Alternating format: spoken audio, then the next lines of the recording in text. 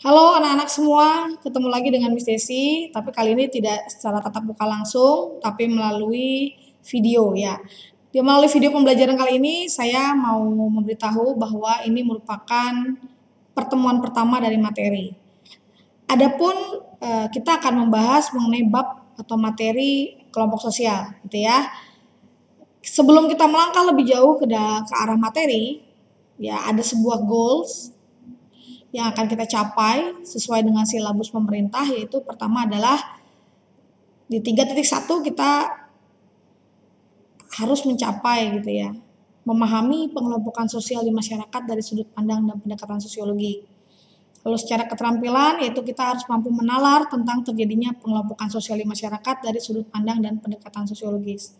Nah, teman-teman semua, ini adalah kompetensi dasar yang diminta oleh pemerintah. Tentu saja kita punya framework yang lebih besar lagi, bahwa setelah belajar mengenai kelompok sosial ini ada goals yang lain, yaitu bahwa kalian diharapkan bisa memahami diri kalian sebagai individu secara sosial dan diharapkan gitu ya, mampu untuk menjadi individu yang bisa memberi dampak yang baik di masyarakat. Jadi dampak yang baik loh ya. Jadi bukan hanya diharapkan mampu berperilaku dalam lingkungan sosial dengan baik, tapi juga mampu untuk memberikan dampak yang baik di masyarakat, terutama ketika kita sadar bahwa kita merupakan anggota dari sebuah komunitas atau dari sebuah kelompok sosial, kita memberikan kontribusi yang baik bagi masyarakat, gitu ya. Baik, nah kelompok sosial di masyarakat ini gambar-gambarnya. Jadi sebenarnya materi ini tuh akrab dengan kehidupan kita, tapi mungkin secara teori ya belum kepikiran seperti itu ya. Tapi tentu saja masalah kelompok sosial ini merupakan satu hal yang dipelajari sosiologi yang merupakan hal yang sangat dasar. Ya, setelah di kelas 10 kalian belajar mengenai individu. Nah, di kelas 11 ini terutama di materi kelompok sosial kalian belajar bagaimana individu secara sosial itu berada di tengah-tengah masyarakat. Oke, tujuan pembelajaran dalam video ini kali ini hanya satu, yaitu mendeskripsikan dasar-dasar pembentukan kelompok sosial. Untuk tujuan pembelajaran atau learning objektif yang lain itu akan ada di video berikutnya. Ya, kelompok sosial ini merupakan gejala yang sangat penting dalam kehidupan manusia karena sebagian besar kegiatan manusia itu berlangsung di dalamnya. Sejak dilahirkan hingga sekarang kita senantiasa menjadi anggota bermacam kelompok. Jadi kita mau di sini nih mau dikatakan bahwa kamu itu pasti merupakan member salah satu kelompok sosial. Ya, yang paling dasar adalah ketika kamu lahir gitu ya, kamu pasti dibilang anggota keluarga. Itu makanya kalau misalnya kamu menulis student profile selalu ditanyakan, ya ada beberapa yang nanya, kamu anak keberapa dari berapa bersaudara? Artinya ketika kamu bilang saya anak kedua dari 4 bersaudara, itu merupakan satu hal yang menyatakan bahwa kamu adalah anggota sebuah keluarga. Kamu adalah anak yang lahir yang kedua dari yang 4. Ya, seperti itu ya kalau misalnya dia anak kedua dari yang keempat. Artinya ada satu pernyataan bahwa dia adalah bagian dari keluarga gitu ya, dan keluarga merupakan bentuk kelompok sosial. Begitu. Nah, apakah kamu hanya menjadi anggota kelompok sosial di dalam keluarga? Tentu saja tidak, gitu ya. Kamu juga bisa menjadi warga salah satu umat beragama, suku bangsa, atau kelompok etnis tertentu. Nah, dasar-dasar pembentukan kelompok sosial itu ya, dasarnya itu tidak lepas dari natur dasar daripada manusia, yaitu bahwa sejak dilahirkan manusia sudah punya dua hasrat kepentingan pokok. Yang pertama adalah dia punya naluri untuk menjadi satu dengan manusia lain di sekelilingnya. Jadi kalau misalnya kamu sekarang ngerasain bahwa kamu kelas 11 ini ya, pengen banget punya kelompok di mana kalian merasa diterima. Itu juga satu naluri ya. Jadi keinginan untuk bisa menjadi satu dengan manusia lain di sekelilingnya. Kamu nggak bisa hidup sendiri, itu ya dasarnya ya. Lalu juga keinginan untuk menjadi satu dengan lingkungan alam. Nah, keterikatan dan ketergantungan antara manusia satu dengan manusia lain itu mendorong manusia untuk membentuk kelompok. Masyarakat yang disebut kelompok sosial atau social group gitu ya. Kelompok sosial itu apa sih sebenarnya gitu ya. Nah, kelompok sosial ini ada beberapa kata kunci yang perlu kalian dengar, yaitu ada kata kumpulan. Jadi kumpulan individu yang memiliki hubungan dan saling berinteraksi sehingga mengakibatkan tumbuhnya rasa kebersamaan dan rasa memiliki. Saya akan ulang, ada beberapa kata kunci bahwa kalau kita bicara mengenai kelompok sosial itu kita bicara mengenai individu-individu yang berkumpul, ya, sehingga ada istilah kumpulan individu. Mereka berkumpul nggak diem-dieman, ya, tapi mereka berkumpul untuk sebuah hubungan sosial, ya, saling berinteraksi, sehingga ketika interaksi itu terus terjadi dalam kurun waktu tertentu dengan aturan-aturan yang dibuat di dalamnya, maka akan tumbuh rasa kebersamaan dan rasa memiliki.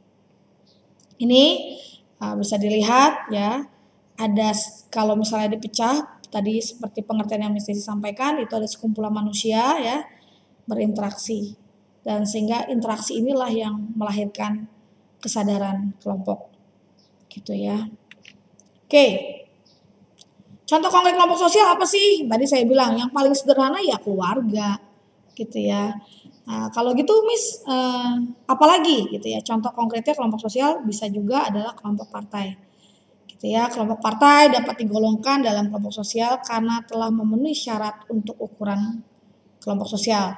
Seperti di dalamnya ada interaksi, ada kesadaran sebagai anggota, adanya struktur, pembagian peran untuk kelompok, ya, ada karena mereka juga diikat oleh karena faktor ideologi, kepentingan, tujuan. Nah, ini yang paling penting.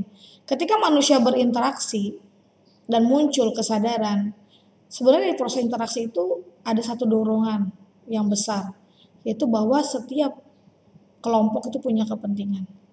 Ya, setidaknya yang paling dasar adalah kepentingan untuk hidup bersama dalam sebuah kelompok. Seperti itu ya. Ada tujuan. Jadi ketika manusia berinteraksi, berkumpul dalam satu kelompok, itu pasti ada tujuannya. Gitu ya.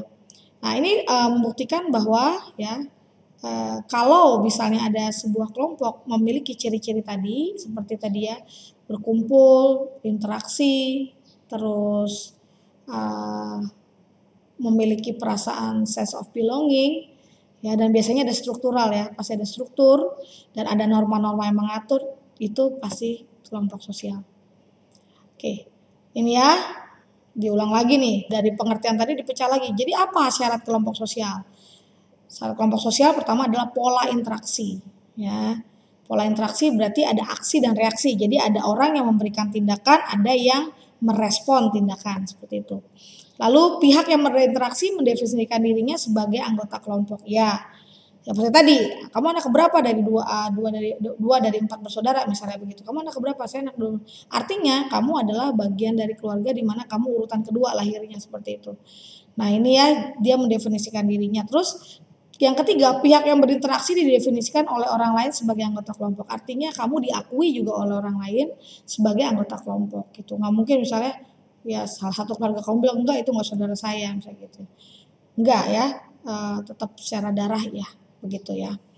Baik, berikutnya apa yang menjadi ciri-ciri kelompok sosial? Nah, kelompok sosial adalah satu kesatuan yang nyata, dapat dikenal dan dapat dibedakan kelompok sosial. Itu yang paling penting. Nah, yang kedua, tiap anggota kelompok sosial merasa memiliki kepentingan yang sama. Nah, kepentingan inilah yang membuat kelompok sosial itu bisa bertahan lama atau bertahan atau tidak tepat bertahan. Jadi kepentingan inilah ya yang menjadi dasar kelompok sosial mempertahankan kelompoknya, maksudnya seperti itu. Terus tiap kelompok sosial memiliki struktur sosial, tadi ya cirinya ya, karena terdiri dari individu yang saling terkait. Jadi saling terkait. Jadi struktur ini maksudnya begini loh, struktur sosial itu kayak ada status, ada peran. Salah satunya struktur sosial itu misalnya kayak dalam kelompok itu misalnya ada yang memiliki status sebagai ketua kelompok, ada yang dan dia akan menjalankan perannya sebagai ketua kelompok. Lalu ada yang menjadi anggota kelompok seperti itu. Ya nggak usah jauh-jauh, misalnya kamu anggota OSIS, ada kan ketua OSISnya, ada kan sekretarisnya gitu, jelas dia punya peran dan dia punya status. Lalu berikutnya tiap anggota kelompok memiliki peran yang berbeda, tadi sama ya. Tiap kelompok sosial memiliki norma, nah ini yang paling penting. Jadi dalam kelompok sosial supaya teratur, kamu ingat deh, kalau pelajaran kelas 10, individu dengan individu itu pasti beda-beda gitu. Jadi gimana caranya ketika individu ini ingin membuat kelompok, bagaimana untuk bisa berinteraksi secara apa ya, smooth lah istilahnya begitu ya. Ya tentu saja untuk supaya memiliki didorong oleh kepemilikan terhadap norma-norma kelakuan gitu, sehingga norma-norma inilah yang mengatur peran-peran anggotanya gitu, sehingga anggotanya ini bisa dalam jangka waktu tertentu untuk mempertahankan kelompoknya. Nah, saya rasa pertemuan kali ini itu saja targetnya, dari mulai definisi, terus syarat, ciri-ciri ya, dasar pembentukannya. Nah, sekarang saya minta kalian untuk menuliskan. Ini kalian boleh deteksi diri kalian ya, boleh lihat gitu ya. Saya anggota kelompok apa saja sih, seperti itu ya. Kelompok sosial apa saja. Nah, tadi saya udah kasih bocoran, berarti kamu anggota keluarga, seperti itu ya. Coba tuliskan. Pasti saya yakin kalian akan lebih dari 10 ya. 10 member sebuah kelompok sosial. Nah, kalian boleh tuliskan di buku tulis. Kita akan bahas di tatap muka. Terima kasih. Itu saja dari Miss Desi. Semoga kalian tetap semangat belajar. Tuhan berkati.